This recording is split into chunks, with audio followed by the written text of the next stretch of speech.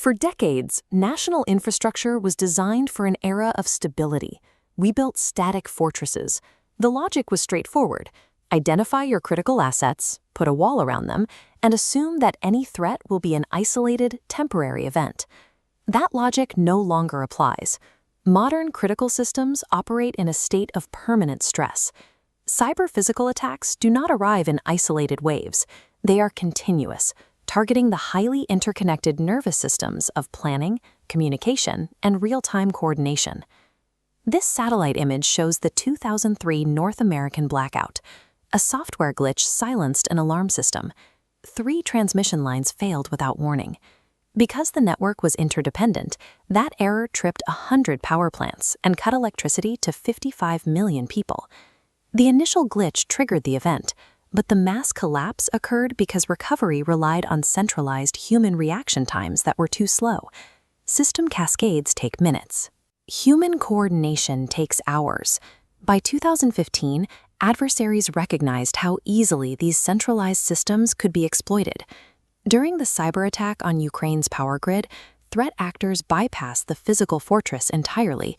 They compromised the central credentials and disabled the remote control networks, forcing human operators into hours of manual substation recovery. A system that needs a continuous connection to a central command center to make the right decision is not a resilient architecture. It is a fragile dependency waiting to be severed. Aquarian systematic resilience introduces the doctrine of flow sovereignty. This strategy prioritizes the sustained throughput of information, energy, and capital, even while individual nodes are actively failing. To achieve flow sovereignty, the architecture dissolves the central hub. It replaces the traditional command structure with a national mesh, a peer-to-peer topology where every node functions as an independent decision center. Because modern infrastructure is a highly complex, interdependent graph, monitoring individual sectors in isolation guarantees failure. Temporal graph neural networks track the invisible relationships across this entire mesh, mapping how nodes interact and depend on each other over time. These networks do not wait for an alarm to go off after an attack lands. By modeling cascade physics, they predict failures hours in advance. The system preemptively reroutes data, capital, and energy flows before the disruption can even spread. Without this predictive mesh, single points of failure remain hidden. At the Karachi port, the massive physical flow of national imports and exports is entirely dependent on the WebOC trade clearance ledger. A digital outage here paralyzes physical trade, with no immediate fallback in place. By shifting from a reactive posture to a structure that anticipates and automatically redirects flow, the system strips adversaries of their primary advantage: speed. Predicting a cascade is vital, but we have to account for what happens when a critical node is entirely severed from the national mesh. In this framework, highly critical nodes are paired with shadow agents. These are dormant, physically air-gapped AI mirrors maintained in geographically separate locations. If the primary node fails, the shadow agent activates and assumes operations within 4 seconds.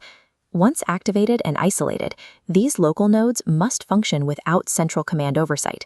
They execute decisions using a doctrine known as commander's intent.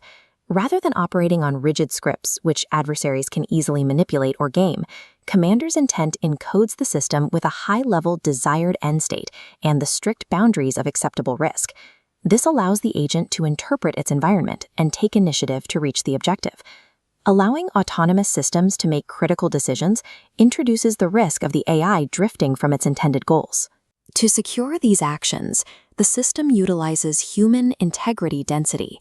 This is a continuous, auditable metric that evaluates whether an agent's behavior aligns with verified human outcomes, instantly suspending the agent if its decisions diverge. Systemic resilience scales only when trust and decision-making logic are pushed to the absolute edge of the network. A system with no center cannot be decapitated. The combination of predictive intelligence, shadow agents, and edge autonomy transforms state infrastructure.